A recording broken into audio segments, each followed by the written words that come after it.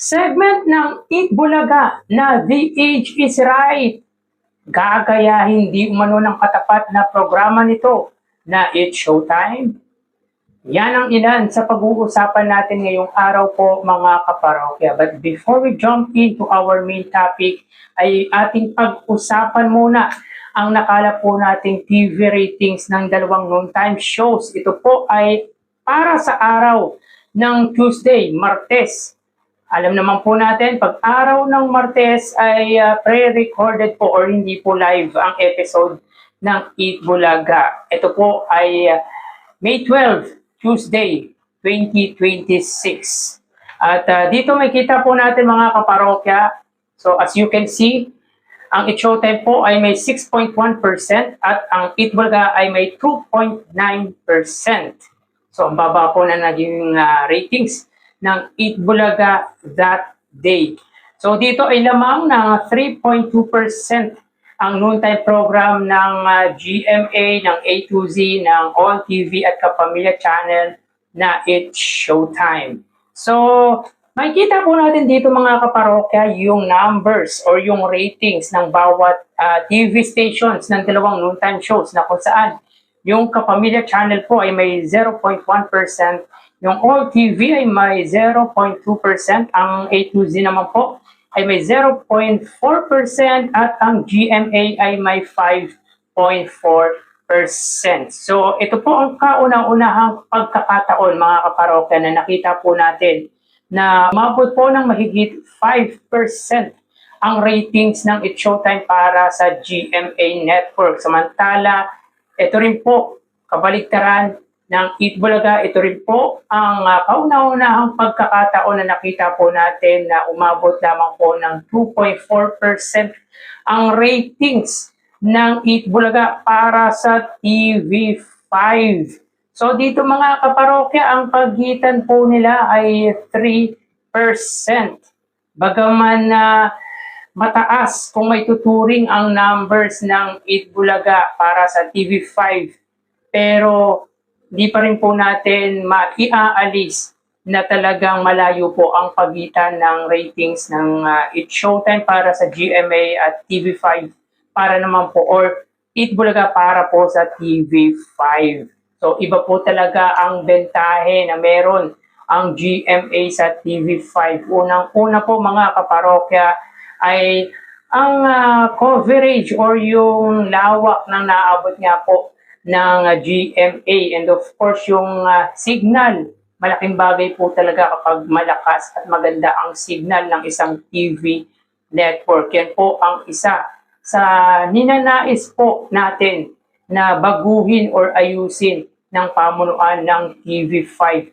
Sapagkat kung mapapansin natin mga kaparokya, apektado po even yung mga advertisers na programa nga po ng TV5. When in fact mga kaparokya, Eat Bulaga lamang po ang programa sa TV5 na maituturing po natin na marami pong advertisers. Kaya pag maiayos or kapag pinalawak, pinaganda po ng TV5 ang kanilang coverage, yung kanilang signal, ay malamang sa malamang po marami pong advertisers ang magpupuntahan sa TV station na pagmamayari nga po ni Manny V. Pangilinan. Yan po talaga ang naging bentahe ng GMA sa TV5. Yan po ang naging bentahe ng It's Showtime sa Eat Bulaga. Dahilan kung bakit talagang nauungusan nga po ng It's Showtime pagdating sa ratings ang pananghaliang programa ng iconic trio. So again mga kaparokya, tulad po ng lagi po nating sinasabi, na yung 2% or more than 2% ratings ng Eat Bulaga ngayon sa TV5 ay hindi po kayang abutin or hindi po naabot ng It's Showtime nung time na nasa TV5 pa po ang pananghaliang programa ng ABS-CBN na It's Showtime. Samantalang ang 5% na ratings nga po ng It's Showtime ngayon sa GMA ay siyang pinakamababang TV ratings ng Eat Bulaga nung time nga po na nasa GMA pa po ang Eat Bulaga. Pero mga kaparokya, hindi pa rin po natin maiaalis na talagang malaki nga po ang naging pagitan sa ngayon ng ratings ng GMA para sa Showtime at TV5 naman po para sa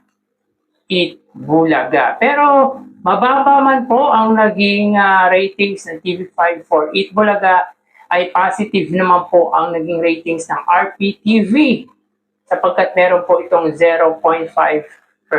So bumaba man po mga kaparokya ang ratings ng TV5, ay siya naman pong taas ng ratings ng RPTV. So magandang pangitain din po ito mga kaparokya para sa RPTV dahil nakikita po natin na talagang nag-i-improve nga po ang TV stations, yung subsidiary na TV network ng TV5 na RPTV kapag ang palabas nga po ay ang Itbulaga. Dahil mataas lamang po ang ratings ng RPTV kapag ang programa po dito ay yung basketball, yung PVA.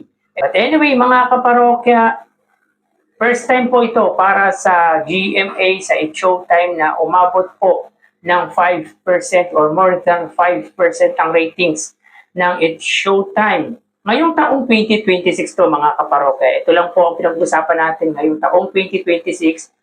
Ito po yung first time or unang pagkakataon na umabot na po ng mahigit 5% ang ratings ng It's Showtime para sa GMA Network. And at the same time mga kaparokya, ito rin po ang unang pagkakataon na umabot ng 6% ang ratings ng It's Showtime ngayong 2026. So, congratulate po natin mga kaparokya yung noontime program ng Madlang People na It's Showtime. So, tulad po ng lagi nating sinasabi, mataas man po ang ratings ng dalawang noontime shows or mababa man po yan, ang mahalaga ay nakapagpapasaya po sila. Nagbibigay po sila ng good entertainment sa kanilang masusugid at tunay na sumusubaybay ng kanilang mga programa. So congratulations sa It's Showtime sapagkat talagang makikita po natin na naging positive po ang ratings nila for that day.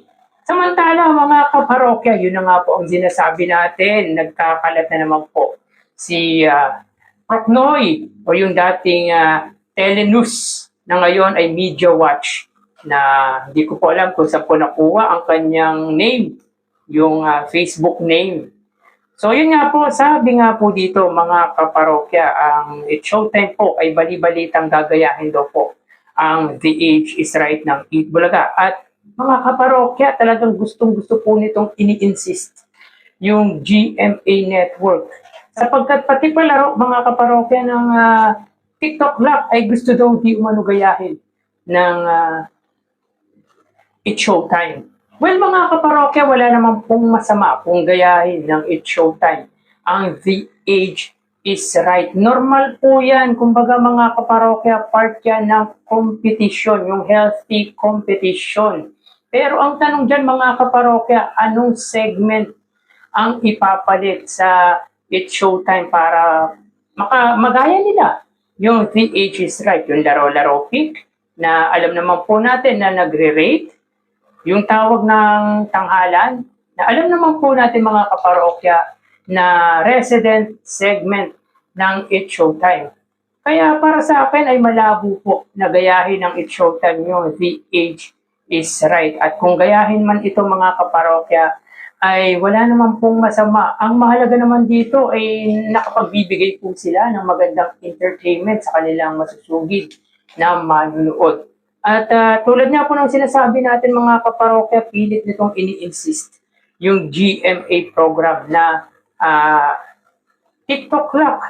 How come mga kaparokya, yung 17 years program na It's Showtime ay gagayahin niya po ang TikTok Lock. Anong palaro ba ng TikTok Lock yung pwedeng gayahin ng It's Showtime? Hindi ba yung TikTok Lock ang siyang gumaya sa segment ng It's Showtime na tawag ng tanghalan, sapagkat ang segment ng TikTok Lock na tawag ng kampiyon ay parang tawag ng tanghalan yan. Kumbaga, kinuha na lang nila yan sa dating mga singing contest sa television. Hindi po talaga pagmamay-ari ng It's Showtime yung tawag ng tanghalan. What I mean to say mga kaparokya, noon pa man ay meron na pong tawag ng tanghalan. Kumbaga, parang binili yung rights. If I'm not mistaken, yun yung parang tamang term. Pero again, hindi naman po talaga originally sa It's Showtime yung tawag ng tanghalan. Pero ginaya po ng TikTok Lock yung tawag ng kampiyon, yung singing contest ng TikTok Lock. Kaya how come nagagayahin ng It's Showtime yung mga segment ng TikTok Lock? Napaka-irrelevant po nun mga kaparokya.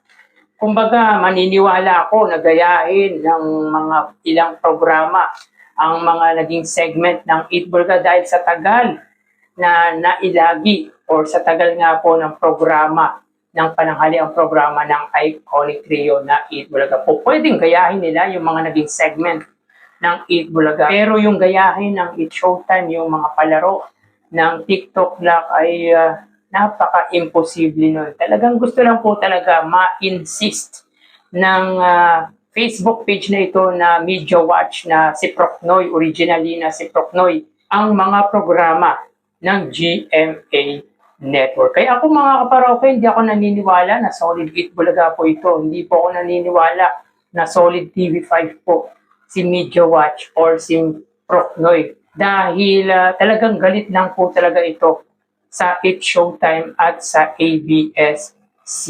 Again, mga kaparokya, yung take ko dito, wala naman pong problema kung gayahin ng It's Showtime ang The Age is Right ng Eat Bulaga.